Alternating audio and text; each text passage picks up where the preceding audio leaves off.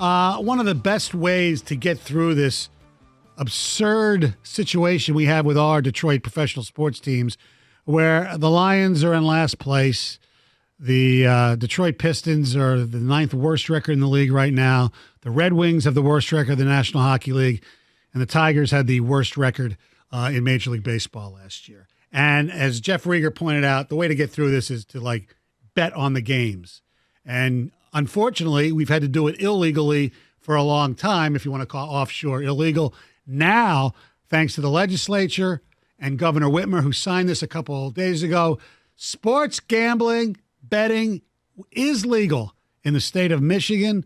And to talk about what we can expect, especially at one venue and all over, is Scott Butera, who is the president of Interactive Gaming at MGM Resorts. And we know there's the MGM Grand downtown, who always has that money line place, the sports book, without actually making sports books.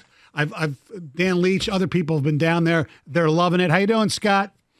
I'm doing great this morning. It's great to be on with you guys. Love radio.com sports. You guys do a great job. I've been enjoying listening to you, and have faith in your teams. I think Matty P will get the Lions turned around next year, and the other guys will get on track as well. So good stuff should be coming to Detroit and Michigan. Well, you're losing a little credibility because Matty P doesn't have much of a fan base here right now. Hang in there with him. All right, hopefully. The Lion fans have been hanging in there since 1957. So what's another year? Yeah, a lot of close losses, and lost his quarterback. So we'll see. All right. So I get it, though. Yeah. I get it. So Governor Whitmer signs it, makes it official. How soon should we expect to be going down there and making some bets? Well, we've been off to the races. Anyone who's been to the MGM Grand Detroit has seen that we've, installed over a $6 million state-of-the-art money line sports book in anticipation of this law passing. We were hoping to have it passed last year, but what we got this year was even better, so we're really excited. We're going to get on the jump on the retail side really quickly. Love to get that open by March Madness so people can enjoy some of the college sports and upcoming playoffs, for the NHL and NBA. That's really the goal there. And then, it really starts to get interesting and fun when mobile comes around, several months later, where you can do a lot of your betting in-game, which is really the future, being able to watch sports and bet on sports as they're being played. And, that keeps those wide score margin games very interesting for people. So we're going to go as fast as can. We want to be first to market, but hopefully you'll be making your first bet sometime in March. Well, who makes the call when the facility is going to be able to run? Is that the state, or you just have to wait till your stuff is ready? Well, we're going to do an install. Really, what we have to, we know how to do that really well. We've done that in a number of states. We're up and running, in New Jersey, Mississippi. We took the first bet in New Jersey, actually, and we've been doing it for over a year. So we have all the stuff. We have a great joint venture partner in technology where we actually own our own technology. It's proprietary for us, so we don't have to wait on vendors, but really has to be, you have to get the regulations approved, and that's underway right now. We're working with the regulators on trying to make sure things are done well there, and then once they sign off on everything, you're ready to go. So really, it's a regulatory process. It's an install process, but the regulations will drive it. But we're all over it. Hey, Scott, you mentioned the mobile app. I mean, that's truly exciting. It's going to be great, at least for a guy like me, to just go and, put a couple bets down. So how do you pay? Is it just going to be through credit card or checking account? And then do you guys offer the same options that every other kind of mobile app does, whether it be live betting or some of the parlays and obviously some of the props as well? Yeah, absolutely. You'll be able to download your app if you want to get a vision of what it'll look like. You can go to BetMGM New Jersey. It would be very similar. It's real state-of-the-art. You call that up, you make your first deposit, and you're off to the races, and it allows you to do quite a bit. I think in terms of the technology that we're working with, you'll be able to watch sports as you're betting on sports. We'll be feeding all kinds of data, all kinds of situations, a lot of historical events that have taken place that'll help guide you in your betting. And they'll, just lots of stuff that'll be both, the actual spreads on games will vary as the game takes place. As the scores change, the spreads will change.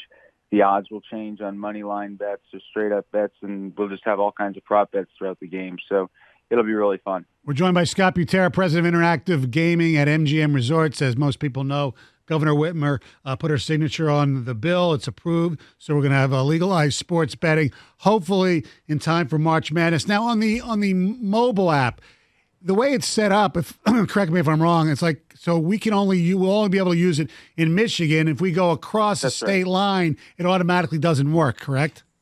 Yeah, there's a little thing called the Wire Act, which was put in place by the Kennedys, really to stop cross-state illegal sports betting back in the day, and that's sort of carried through. So any betting that's done in Michigan the bet has to take place, it has to be processed in Michigan, it has to be settled in Michigan. We have geofencing, so if you have an app in Michigan and you go outside state lines, it'll automatically turn off. But now the flip side of that, and the good news, is Michigan has kind of beaten their neighbors to the punch, and it's going to be up and running. So I think not only will you have people betting in Michigan, but I think people will be crossing state lines from some of your neighbors to come into Michigan to make their sports bets, and then go back home. So Illinois, places like that. The other thing is Michigan, and thank you, Governor Whitmer and the legislature passed a really comprehensive bill where not only do we have retail sports wagering, online sports wagering, we have what's called iGaming. So you'll be able to wager on sports and then, during a break, maybe play a table game or a slot game online. There's also the ability to wager on amateur sports in the state of Michigan. So all those Big Blue fans will have a place to go when they want to bet on the Wolverines on a Saturday, which is also, a bit unusual. So there's a lot of things you can do in Michigan that you can't do anywhere else. And I think keeping people within the state is going to be good for the state. So correct me if I'm wrong. So in some of these other states, you can't bet on college sports, but you will be here? Some states are considering restrictions on college sports. Wow. That's right.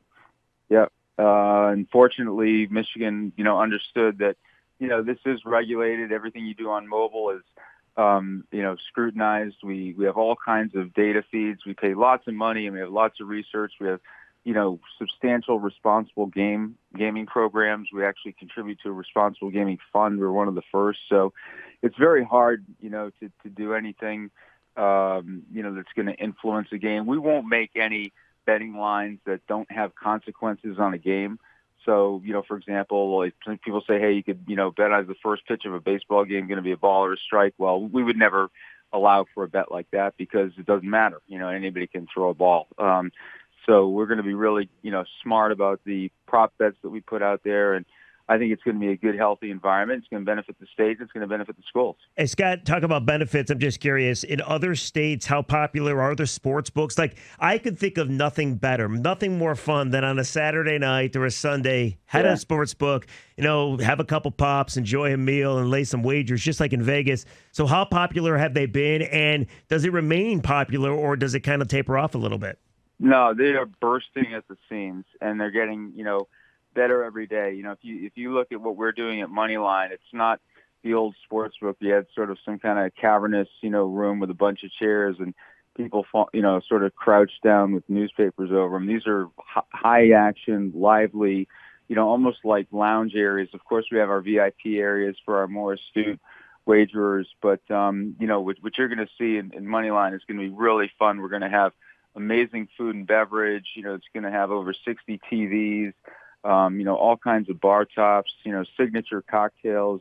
It's going to be a real fun place to be. I can think of no place better. And, if you were in Vegas during a March Madness or a Super Bowl, you'd see just how exciting this will be. The other thing I'm really excited about is we did a deal with Buffalo Wild Wings earlier in the year, which allows us to put our BetMGM app in almost like a sports betting lounge in all the Buffalo Wild Wings throughout the state. So we can really bring that sportsbook experience to mainstream USA. And I think they have over 60 in the vicinity of where you guys are right now. So that's another a way we're going to expand, some of this action into, the rest of the state. I love that idea. I'm just curious. I've always wondered about this. Will there ever be kiosks maybe in stadiums, or is that just too crazy? I hope so. Yeah. I hope so. I think it'll take some time. The NFL will probably be behind the other leagues. We're certainly going to have kiosks, at the Grand.